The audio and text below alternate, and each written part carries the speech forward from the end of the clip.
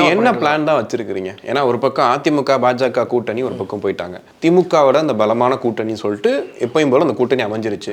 இருக்கிறது பாமக, நாம் தமிழர் கட்சி. இதுல நாம் தமிழர் கட்சி கூட வந்துட்டு தாவேக்கா சேர்றதுக்கான வாய்ப்பு இருக்கான்னு கேட்டோம், அதுவும் இல்லைன்னு சொல்றீங்க. பாமகவும் வந்து அந்த இருதுருவத்தில் இருக்காங்க, அவங்க எந்த பக்கம் போவாங்கன்னு தெரியாது, இப்போ வரைக்கும் வந்து முடிவு இல்லை. அப்படின்னும் போது தாவேக்கா தனிச்சு தான் நிக்க போறாங்களான்னு ஒரு கேள்வி இருக்கு.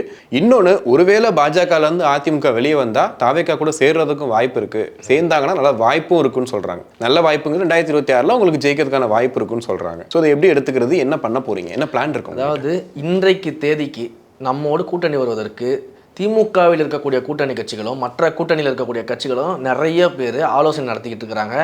அதை வெளிப்படையாகவே நம்ம சில இடங்களில் பார்க்க முடியுது. சமீபத்தில் காங்கிரஸுடைய கூட்டத்தில் கூட பார்த்தீங்கன்னா திமுக கிட்டேருந்து நமக்கு சரியான மதிப்பு வரலன்னா நம்ம தாவேக்காவுடைய கூட்டணியை முயற்சி செய்து பார்க்கலாம் அப்படின்னு பேசியதாக செய்திகள்லாம் வந்து செய்தி தளங்கள்லேயே வெளியில் வந்திருக்குது.